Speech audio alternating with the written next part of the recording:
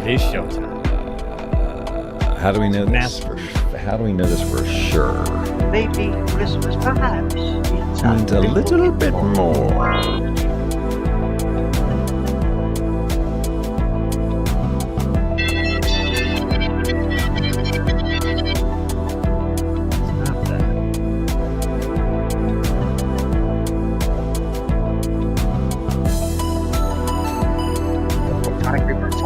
That's bad. Okay. All right. Important safety tip. Thanks, Ethan. Audio professionals, and I can't hear your music. I can't hear your sound without the music drowning you out. It's just pathetic. More It sounds good on my end. Veterans in the broadcast industry. It sounds good on my end. Who's producing? That's what everybody says. That's what she said. Play something. Okay. Are they still doing that show? Yeah. Really? Because I had heard, and I thought justifiably so, that this thing was long gone. I mean, I liked it for a minute.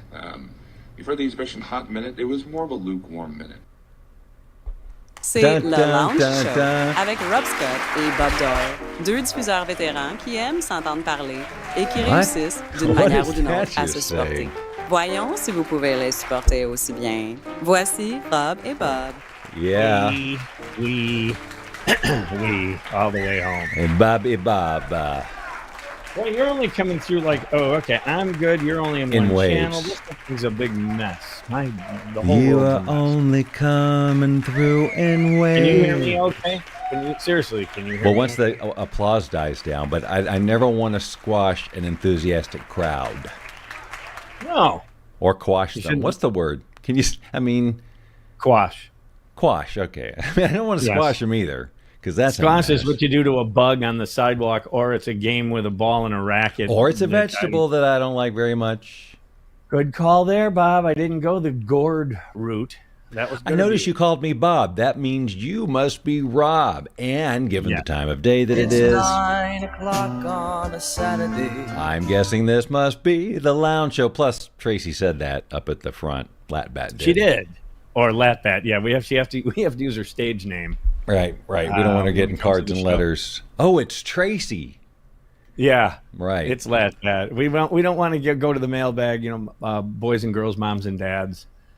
Anyway, this is the Lounge. We're here on a Saturday, and last week we celebrated our 4th year of doing this insignificant phone call with an intro. That's right. And we're still doing it. So we have Yeah. we have now entered year number 5.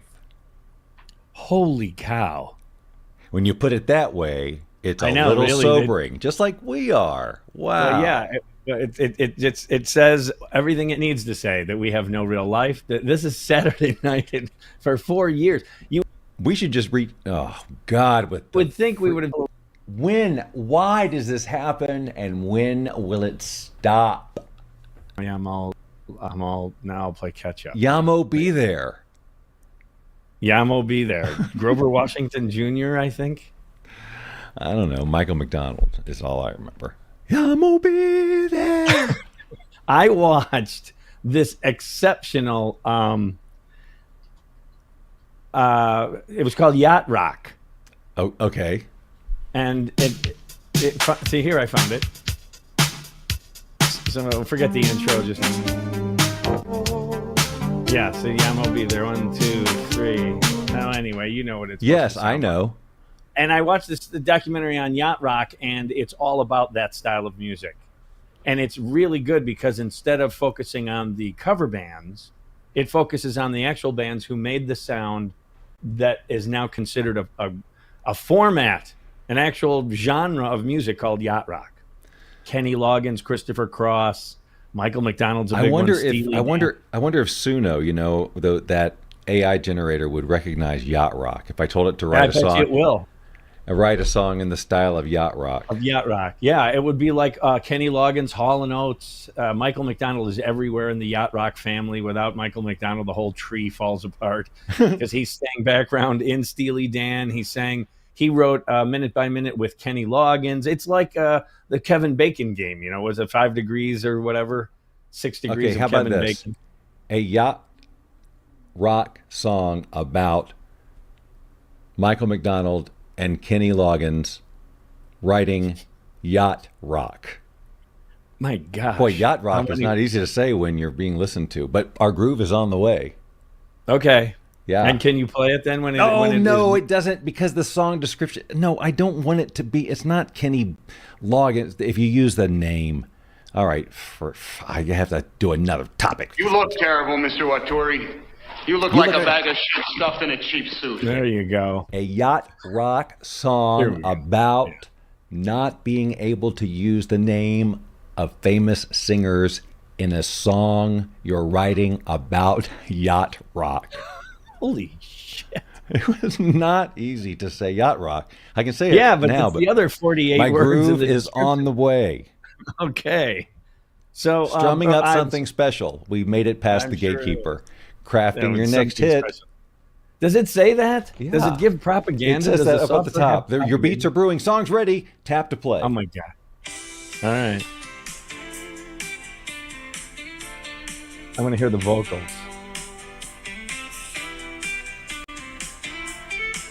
Yeah, this also could be a theme song from an 80s TV show, too. Sailing waves can't name the stars.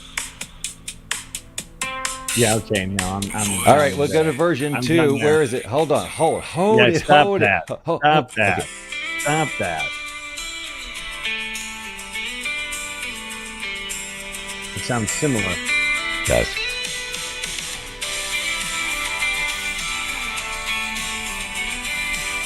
All right, let's get to it. Yeah, no. No. Fail. Epic Right. fail, Sumo. Epic fail. Version 4. So before you're I so before great.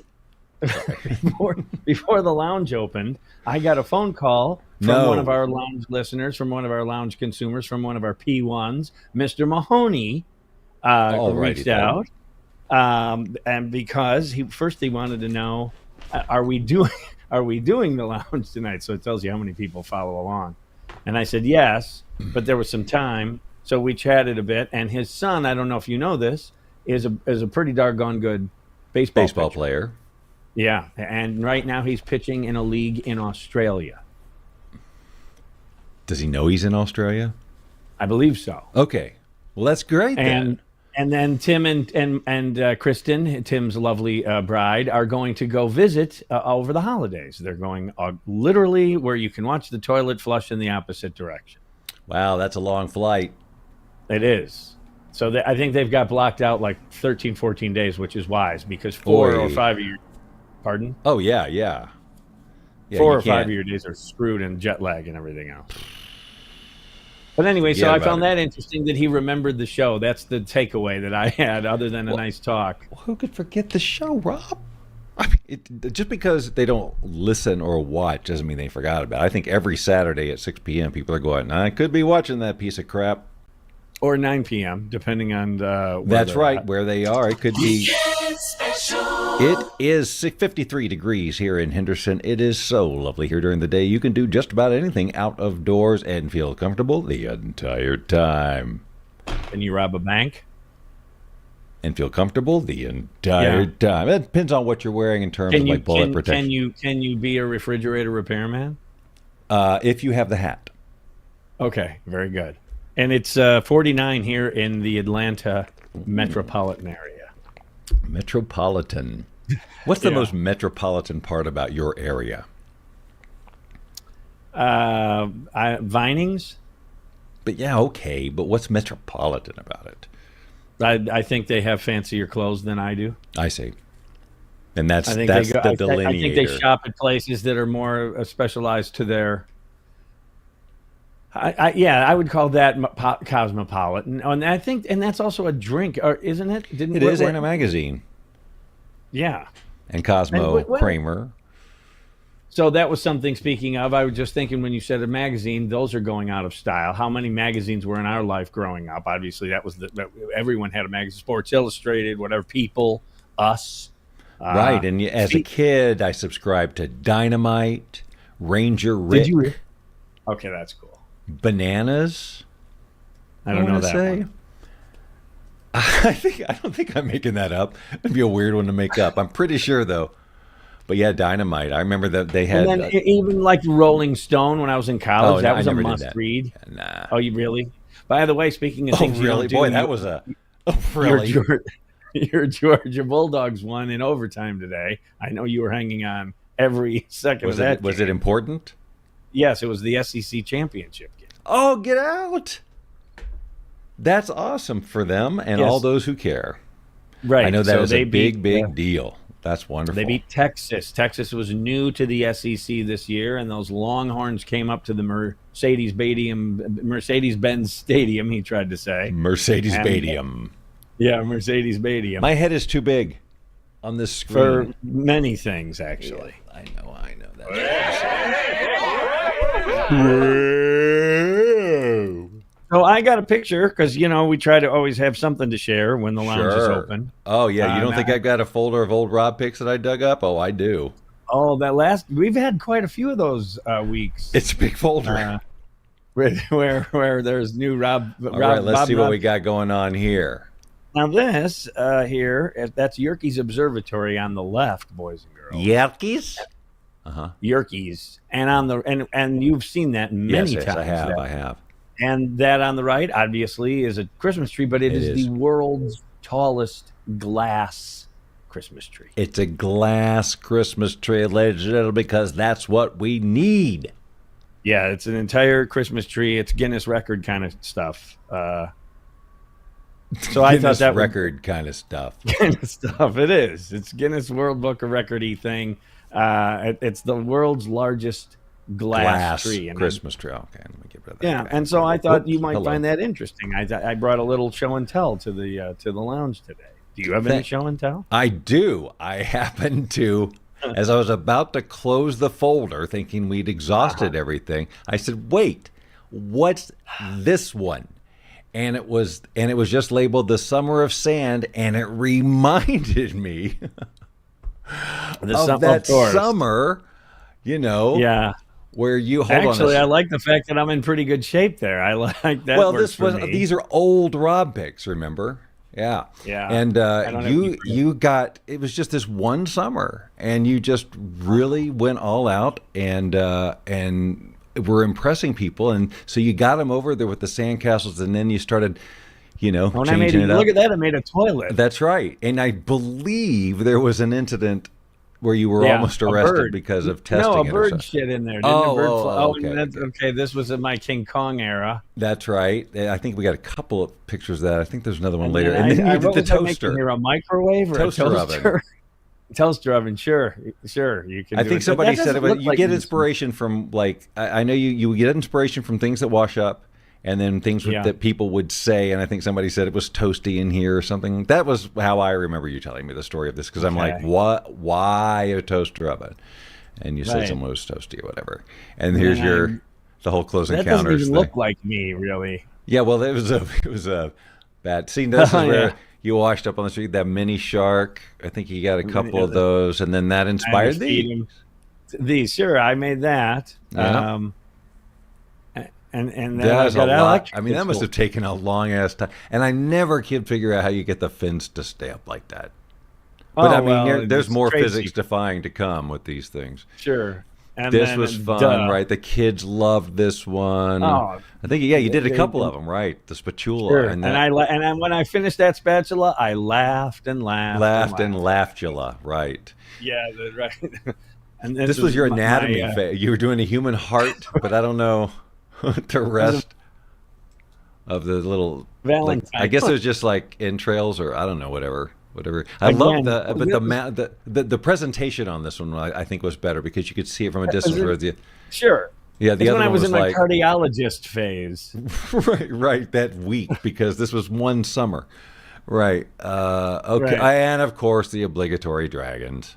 Yeah, well, that's right. Game of Thrones, and I jumped on board. I got on the bandwagon of Game of Thrones and made a lot of money that one summer day. Oh yeah. It was Dragon Day, and the hardest part was keeping people out of the picture when we took it.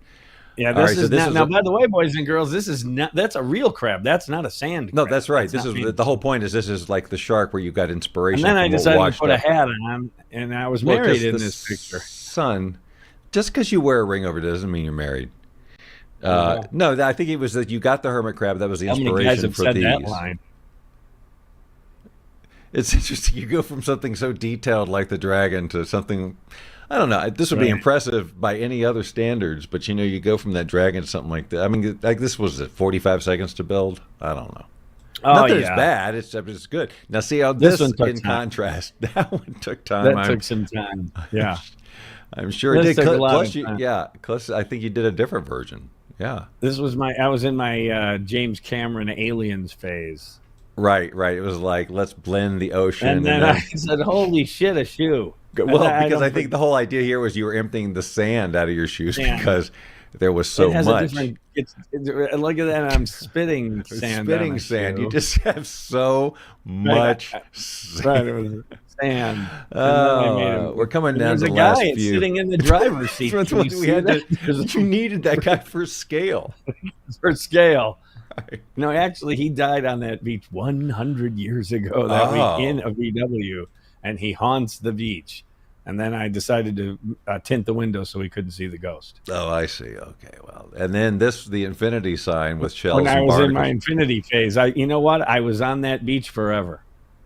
Right, and this was kind of maybe your farewell or something. No, this was your farewell. This was it, the Rabalisa. That's right. That's right. I it looks more like you than the photograph does. Mm-hmm. Yeah, that was the guy impressive. Who's actually carving the Rabalisa looks like Dave. But you say you can't. But you say you can't do it anymore. It was that one summer, and that one summer that I have like a carpal tunnel thing now. I have trouble. Oh, so like it's like your brain could do it, but your hands just won't cooperate. It just ends up looking like like a bucket. So real quick, I have to mention this. It is the 6th anniversary of Stephen graduating into the Air Force. Wow! And it's also December 7th, which I found interesting when he graduated on December 7th, military thing and all. I remember it's a day. I remember all that time when he was going through that and taking the tests and whatnot and just all of that, and we're all kind of going, is he really doing this? Right. He worked at Jimmy John's, and he complained about it all the time. Or he called it what was the thing about he was talking about how many hours he worked or something. He was Dad, I'm working really hard, man. Dad, I'm busting ass. I'm working hard. And I go, you're doing 20 hours a week at Jimmy John's. That is not hard work. That is not hard work. Cut you give me 50 hours. 5 a.m. boot camp, right? Oh, my God. Right. Get up, plebe, or whatever they do. What a freaking contrast wake-up call that must have been. And now he's in Okinawa, Japan. He's serving our country, and he has 2 different Roth IRAs going. So yes, quite the difference. 2 between different Dad Roth and IRAs. ass. Well, yeah, when I was his age, I thought an IRA was a problem. Well, when I was back in my day, and Bob doesn't. He doesn't IRA like was the musicals. guy down the street who did my taxes. Right. IRA. Glass. Okay, we're back. Guess so. Another big thing this week was we hit the 50,000 subscriber mark for the Bob Doyle Media channel, and that's obviously something we've been watching for a really long time to happen because when we started it was 2000 something.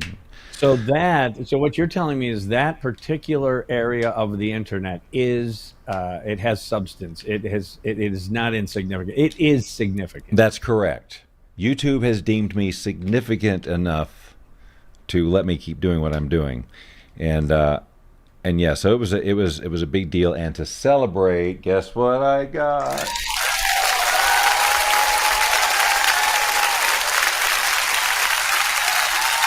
Thank you. Whoa! You bought yourself a new toy. We got the Quest, and that's the one that. Yeah, you got the one that'll now cut into the room and everything. That's right. That's right. There's one in my future. Oh, you okay there? I just about dropped it. Yeah. Well, Harrison Ford and the Lego Millennium Falcon. I have no idea of that reference. I don't know that reference. Well, Harrison Ford was on a panel up on stage. He was doing a thing. It was a Star Wars thing, and somebody came in and they had crafted this whole, it's a bit, but a whole huge Lego Millennium Falcon, which has like 8 gazillion pieces, and they're like presenting it to him like it's a big deal. He did this thing, and then Harrison Ford gets it, whoa, whoa, whoa, and he smashes to the ground. That's the bit. Was it like a Saturday Night Live bit? No. It was fully in context of a convention. It really, I'm sure, messed with people. Okay, but it was a bit. It was not a true accident. I'm 95% sure that it was a bit. Yeah. Okay. My memory is faded, but I think it was. I mean, why would he hand it to him like that? Why would they let some schmo come all the way down the aisle with a toy? Well, he came off a stage from off stage or something, and it was like a big. It was supposed to be like a whatever. So there's another. I got another thing, and this was not in celebration of 50,000 subscribers, but we have another cat. You have another cat. Yeah. Is this good news or bad news? Is this a good thing or a bad thing? Well, I mean, it's 90% good.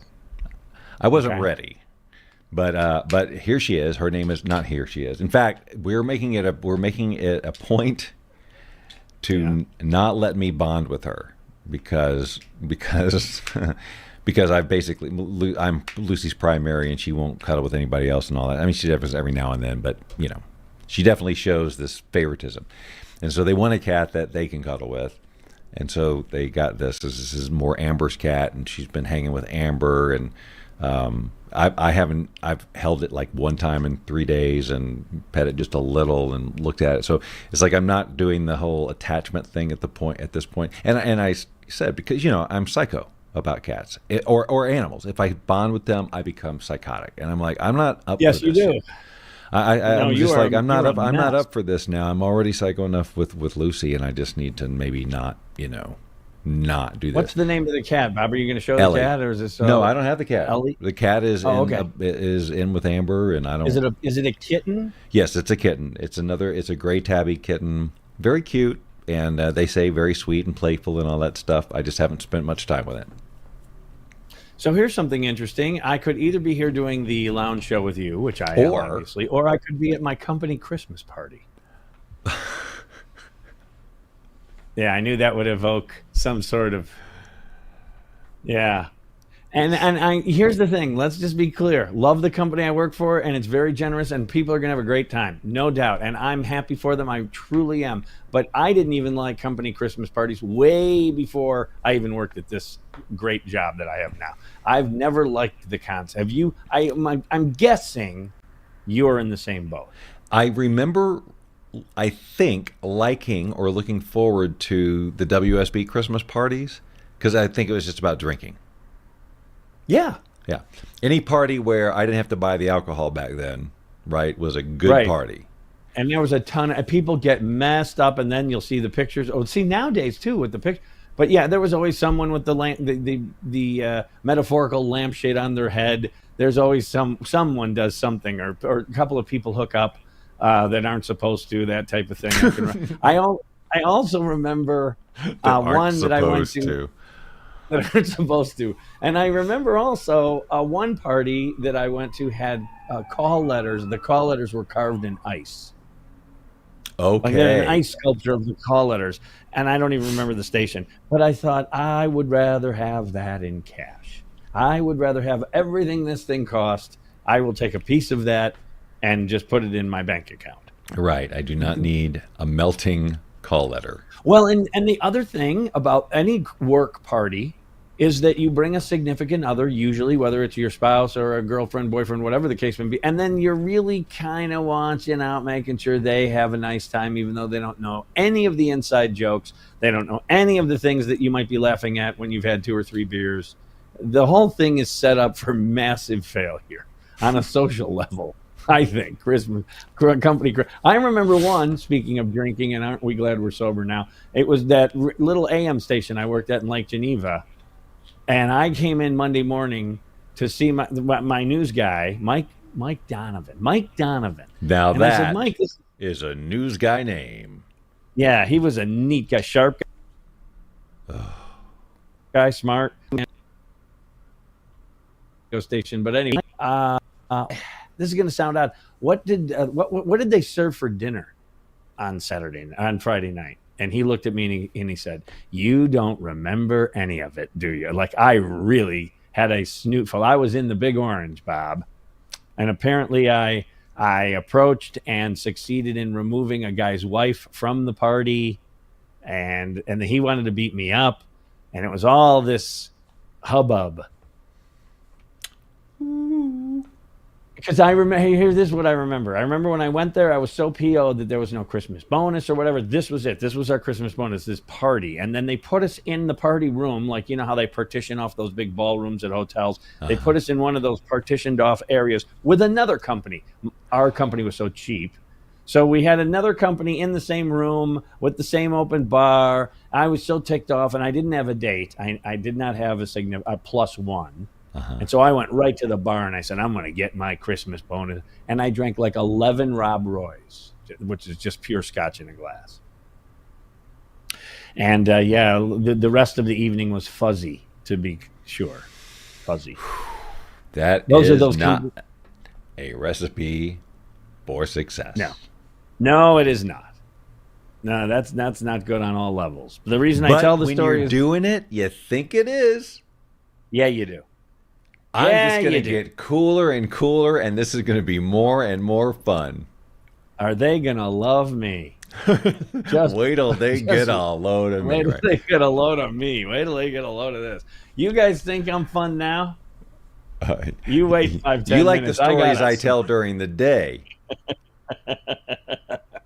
You wait 15 minutes or so, and things are going to change. What you just watch. Yeah.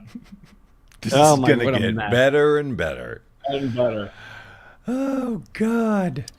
And that's another thing. I bring this up every year, but I'll have to bring it up with you again, is that since you don't watch TV, you don't get the barrage at this time of year of fragrance commercials, which just blows my mind how they sell perfume and cologne exponentially more for this 20 or 30-day period. And almost every single fragrance you can find at Macy's. Everyone, Macy's tags them all. This is their corner of the world. Mm-hmm. Macy's sells perfume at Christmas. And apparently it makes them a lot of money because they spend big every year on that campaign. Wow. Yeah, when's the last time you bought cologne for yourself? For myself? Yes, sir. When you wore cologne. Not aftershave. That's different. That's just shaving and you want to put the I don't know. Maybe never. It could have been a gift. High school, but I think I'm in, cologne and aftershave. I remember Canoe in high school. I do too. Oh, I bet you if I smelled that, I would be like, boom! That would be such a freaking time machine. Your olfactory memory thing. I can almost bring it up. Oh my God. Or if you smell a fragrance that an old girlfriend wore. It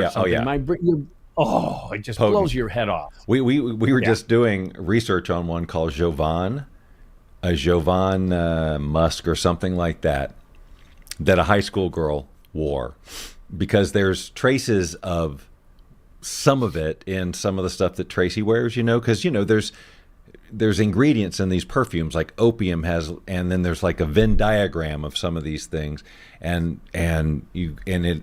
one of those is a trigger, and you go, oh my God, that's Carol from I was a freshman, or that's that kind of stuff. So it's crazy. Well, as far as all of our senses, the one that triggers most emotion is olfactory, but I don't know how to use it in marketing, because if I could figure out how to get Bob to smell his ex-girlfriend's thing, to move him emotionally, to buy this toothpaste, boom, but it's very targeted. I think it's going to happen. I mean, they've been playing with that for a while in VR and stuff like that, and I think that they're really, I saw some AI thing even. It's just crazy. What's interesting is when I was in high school, early college, I wore Drakkar, Drakar. I'm familiar with it. Yeah. And I rattled my dad's cage because he would use Menon Skin Bracer aftershave, cost like $1 a bottle, and that was mine for a long time. Well, I gave him crap. I can remember, and Pop, it's silly. You should use this Drakkar. It's the greatest, best thing ever. And blah, blah. I was totally bitten by the marketing bug. And what do I use now? Menon Skin Bracer. It's wonderful. It reminds me of my dad. It still costs like a couple of bucks for a jug of the stuff, and it helps after you shave. But like cologne I don't wear ever. I've got some that they've given me, something called, I think it's like Sauvage, like Savage. Ooh. Sauvage. And it's nice, but I never think to put it on. I mean, every now and then if we're going out or doing a thing or something, I'll think, oh, I got that stuff. I'll put it on and I'll smell like that. I think Johnny Depp hawks that brand. Oh, really? Sauvage. Yes, I do. He's walking through the desert with a lion. One of those kind of commercials.